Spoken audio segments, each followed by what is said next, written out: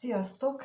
Megnézzük, hogy mi újság a szeretett személlyel, mi van vele, mi az, amit megtudhatunk a jelenlegi szituációról, veled kapcsolatos gondolatairól, érzéseiről, és hogy mire lehet tőle számítani a következő néhány napban.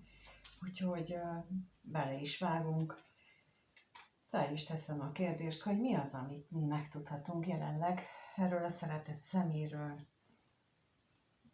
Mi van vele? Mit tudhatunk meg róla? Mi van ezzel a szeretett személlyel? Min jár az esze?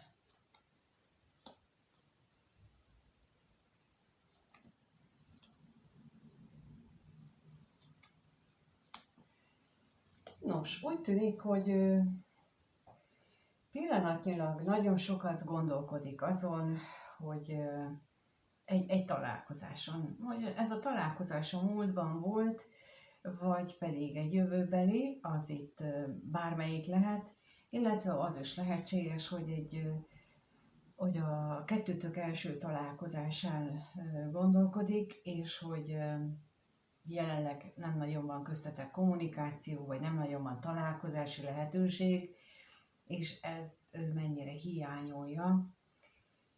Ezen is nagyon sokat gondolkodhat, talán arról is szó lehet itt némely esetben, hogy azon morfondírozik, hogy hogyan lehetne mégis összehozni egy találkozást köztetek, és hogy erről beszélni kellene. Na, megnézzük itt, hogy mit jelent itt a levél. Mit jelent itt a levél?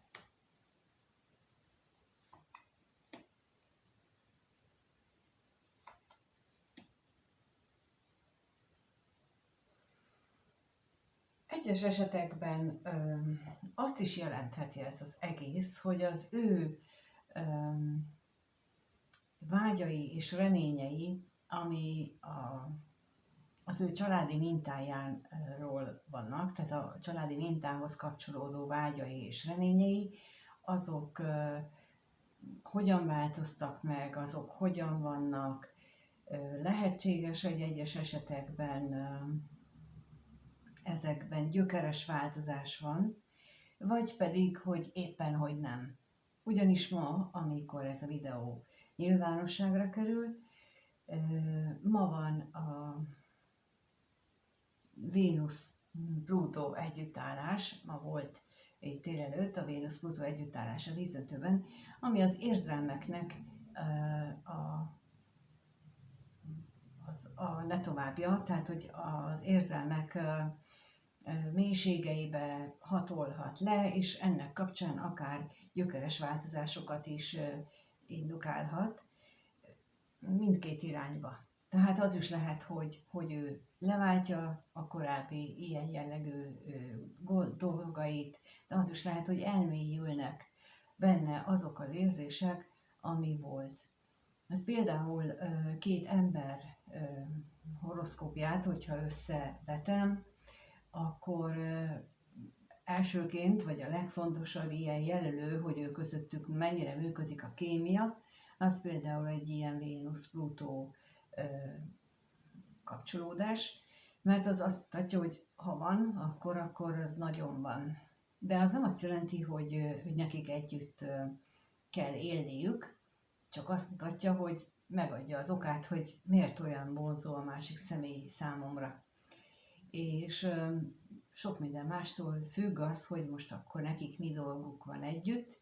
Nagyon sok esetben az ilyen kapcsolódással rendelkezőknél azt jelenti, mint jelen esetben is a vízöntőben, hogy bizony itt a saját érzéseknek a mélyére kell hatolni. És megnézzük még itt a veszteséget, hogy miért éli meg ezt így.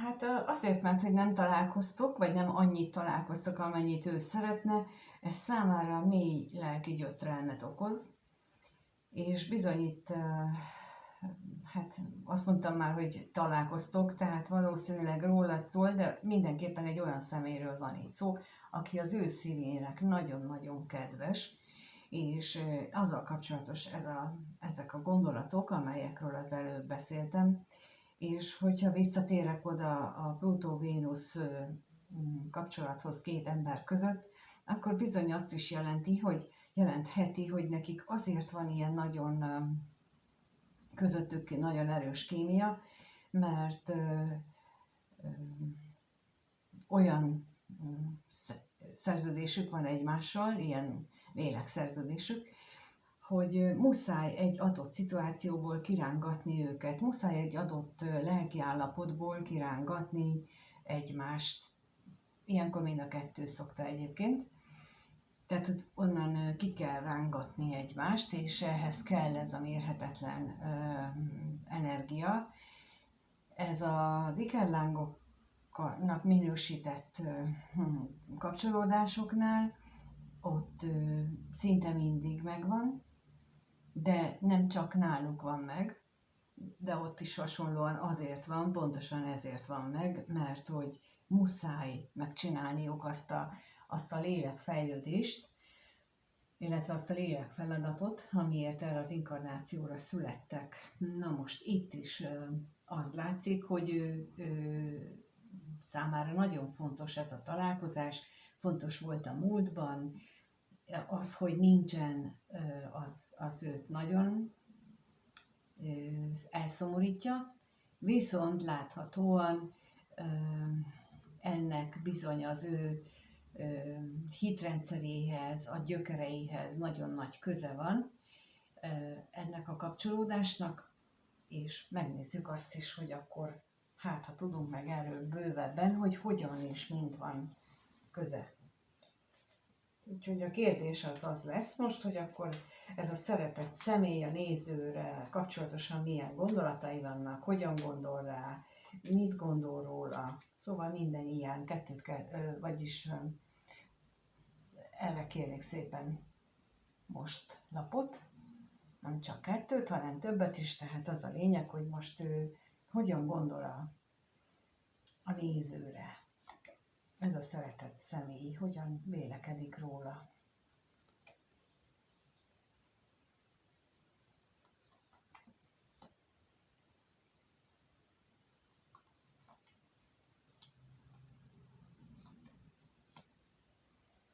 Nos, van akinél úgy gondolja, hogy a kettőtök kapcsolatának az útjában egy vállás van, a tiéd, az övé, vagy valaki másé, de mindenképpen ha nem vállásról van szó, egy hatalmas átalakulás szükséges, mielőtt itt bármi lehetne köztetek, és ez az átalakulás a kapcsolatokhoz való hozzáállást jelenti. Ez megint utalhat arra is, hogy benned vagy benne olyan múltbeli sérülések vannak a kapcsolatokkal összefüggésben, aminek meg kell gyógyulnia, vagyis itt az idő nem fog meggyógyítani. Itt kemény önmunkára van szükség, megérteni azt, hogy miért történik, az, hogy már a harmadik ilyen partnerem van, hogy már megint azt csinálja velem, mint az előző, hogy már megint úgy érzem magam, mint az előzőnél, és akkor sorolva ennek mindnek a végére kell járni, és nem elég az, hogy elmegyek és meghallgatok egy-egy előadást, hanem mindenkinek magának kell ezeket végig küzdeni befelé.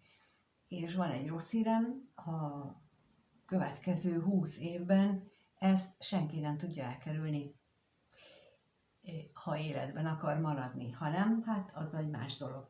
Tehát ez muszáj. Erről szól a mai Vénusz-Plutó együttállás, a 8 hónap múlva esedékes Vénusz-Plutó együttállás, a 16 hónap múlva esedékes, és a többi, és így 8 havonta ez ismétlődni fog a következő 20 évben. Pontosan ezért, hogy és pont ebben a minőségben most egy kicsit még meg van toldva egyéb erősítésekkel, a többinél majd másfajta erősítések lesznek, de az a lényeg, hogy ez így fog menni 20 évig. És én ezért mondom, hogy nagyon sok nehézséget lehet elkerülni, hogyha beleállunk végre és csináljuk. Az a helyzet, hogy ez teljesen normális, én megértem, mert én olyan legalább 5-re emlékszem, olyan 5 alkalomra, amikor erre lehetőségem lett volna korábban már ebbe beleállni, és mind az 5-ször kihátráltam az ilyen önmunkából, és aztán az utolsó alkalommal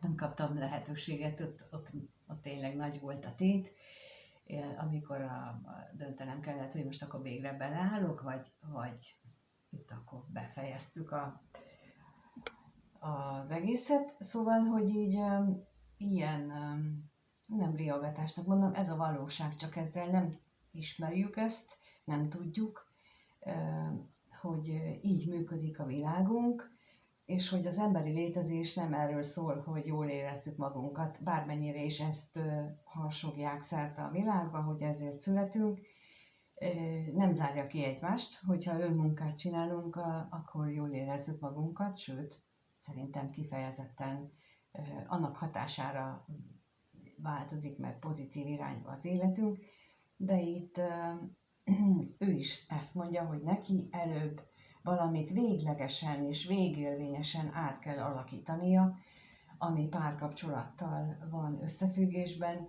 mielőtt tőled bármit akarna. És ezt ő valahol zsigerekben érzi. Nem biztos, hogy hallgat engem, szerintem kifejezetten nem biztos, de ettől még ő tudja, érzi, valahogy így intuitívan, hogy ez az akadály ebben a kettőtök kapcsolódásában. Most nézzük az ellenséget, hogy mit tudhatunk meg róla.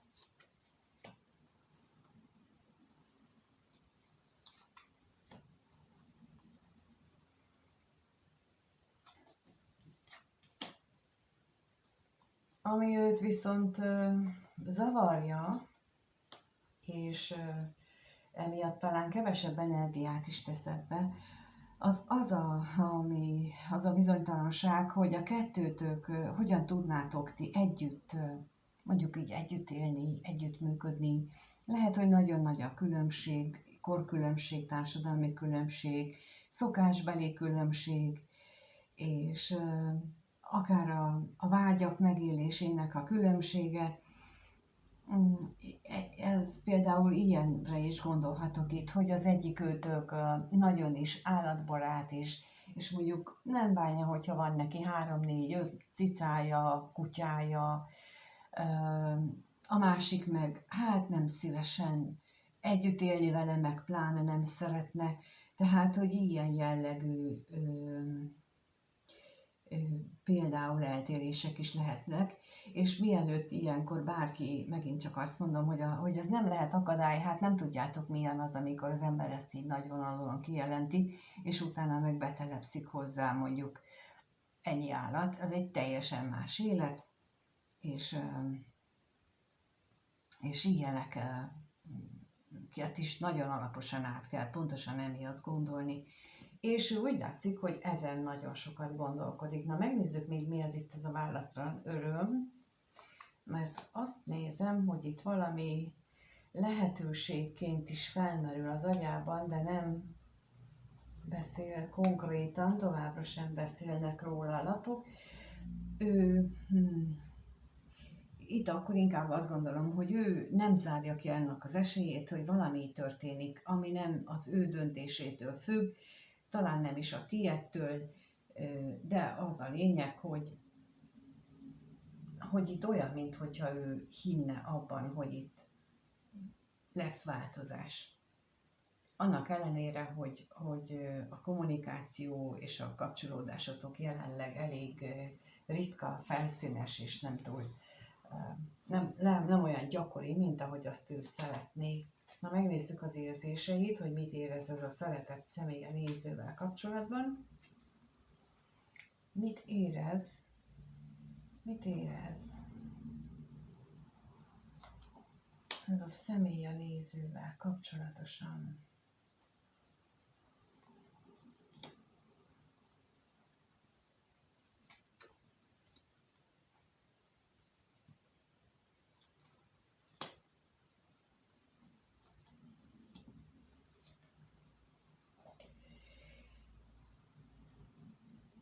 A múltban elképzelhető, hogy olyannak mutatta magát, amilyen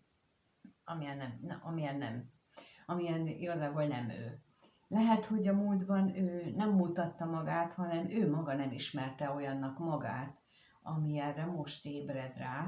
Ugye, mint mondtam, hogy elindult ez a korszak konkrétan, amikor mindenkinek szint kell vallani, és meg kell mutatni a saját mélységeit, és ennek hatással lehet ez is, amit most mondok, hogy nem ismer magára a múlthoz képest, hogy évet, hát én ilyen vagyok, és ez nagyon sok mindenkivel előfordulhat.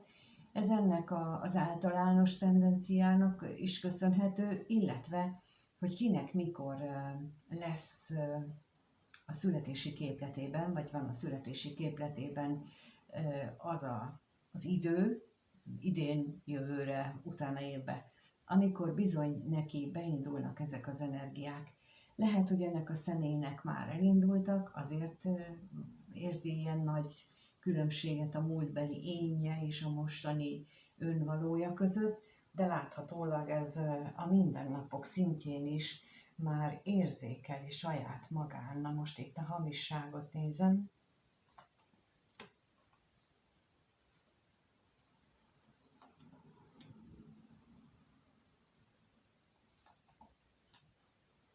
Nagyon magányos, emiatt talán, vagy arra jött rá, vagy arra ébredt rá, hogy mennyire magányos, illetve a magánya ezt a nagy lelki átalakulást, a magánya indukálta, amit ő belül magányként élt meg. Példának mondok erre, láttam már sok ilyet, illetve a múltkor is már beszéltem róla, hogy nagyon sok esetben leélnek az emberek 10-20 évet úgy egymással, hogy nem is tudják, hogy kivel élnek, mert hogy az életük első időszakát azt tölti ki, hogy akkor legyen házunk, és akkor mindenki megy dolgozik, és kizárólag erre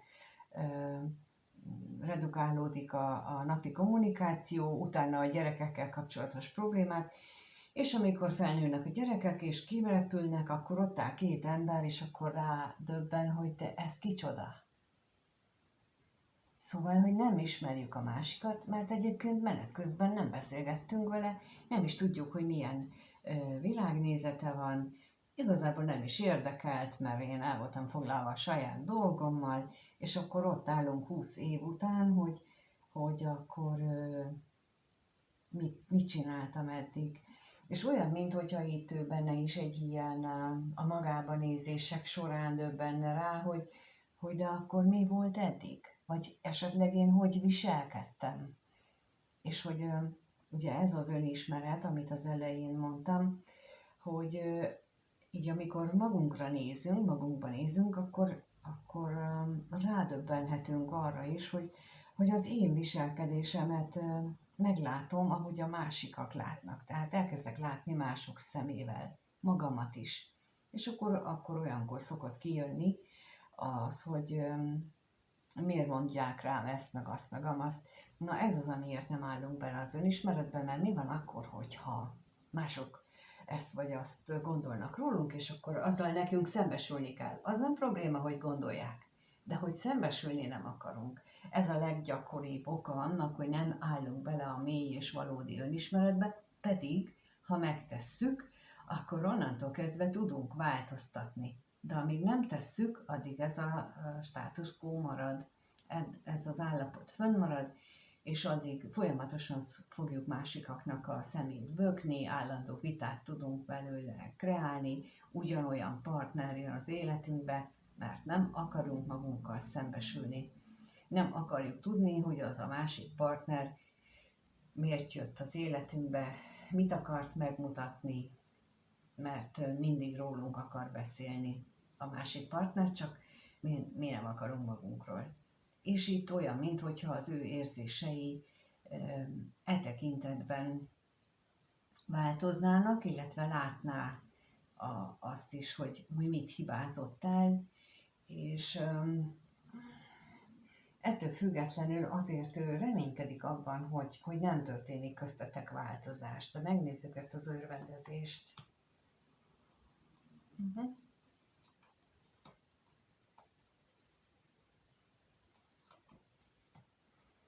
De nagyon jónak tűnik nekem ez, hogy arra jött válasz is, hogy amit mondtam, hogy ettől függetlenül nem történik közöttetek változás, viszont rengeteget gondolkodik azon is, hogy mind kellene még változtatnia. Mi az, aminek meg kellene változnia? Hát nem azt látom, hogy ő benne, hanem hogy úgy gondolja, hogy valahol máshol kellene, tehát ő még nem magában látja elsősorban a változást, de az a lényeg, hogy valamit kezd ebből érzékelni. Úgyhogy nagyon jó az út, ahol ő tart. Akárkit érint, ez szerintem egy szuper, ezt nevezik gyógyulásnak, amikor ilyen csak úgy egy kártyakirakásnál előjön az, hogy hát most éppen gyógyul, ugye nagyon sokszor szokták mondani a Kardok 4-esre azt is, hogy gyógyulás lapja. Hát ez a valódi gyógyulás, amikor elkezdünk befelé nézni, és akkor tudjuk, hogy változtatni kell. Gyakran először másokon akarunk változtatni, és itt akkor megint fölhívnám a figyelmet, hogy amikor valaki máson akarunk változtatni, akkor valójában magunkon kellene, csak ott már megint hárítunk, és nem akarunk mi gyógyulni, hanem inkább más. De akkor biztos, hogy magunkkal van dolgunk. Ezt is javaslom így átgondolni mindenkinek. És tényleg azért csinálom a videókat, hogy ezzel így segítsek az önmunkátokban. És nem kell vele menni sehova. Itt mindent elmondok hozzá. De megnézzük, hogy hogyan alakul a kettőtök kapcsolata, illetve a néző mire számíthat ettől a szeretett személytől a következő néhány napban és egy hétben. Lássuk, mire számíthat a néző, mire számíthat tőle, mire számíthat.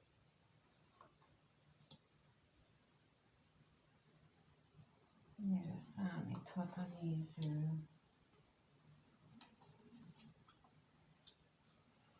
Továbbra is kitartóan gondol a találkozásra, viszont azt látom, hogy ez nem egy ilyen egyszerű dolog, hogy kigondolom, hogy akkor holnap találkozzunk, és akkor már hívom is, hogy akkor holnap találkozhatunk. Nem ilyen egyszerű a dolog, hanem sokkal bonyolultabb, de nézzük itt a bosszúságot. Hogy mi ez a bosszúság?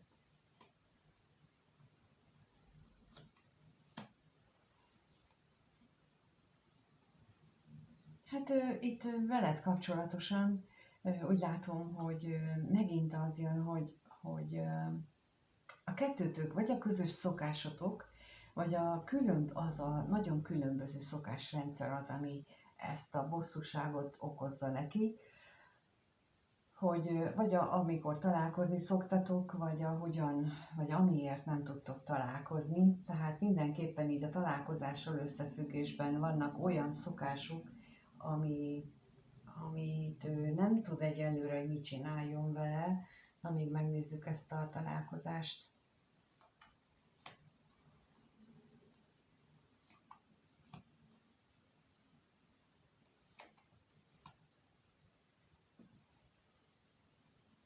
Minden esetre láthatóan szenvedélyes találkozásra vágyna, viszont kevés esélyt lát rá, hogy ez így meg is valósuljon, vagy esetleg beszélni akar róla, de azt hiszem, hogy ez így csak szavak szintjén fog megvalósulni. Valahogy úgy érzem, de néhány esetben azért lehet a valódi találkozás is. Hát remélem, hogy tényleg hasznos lesz számotokra ez a videó, és minél több mindenkinek tud segítséget adni. Köszönöm, hogy itt vagytok és megnézitek. Köszönöm a lájkot és a feliratkozásokat is, és a kommenteket is olvasom, és köszönöm, hogy megírogatjátok a gondolataitokat. A leírásban megtalálhattok az elérhetőségemet, ahol tudtok akár egyénileg is kérdezni, és mindenkinek minden jót kívánok ehhez a kapcsolatához is, és az élet többi dolgához is. Sziasztok!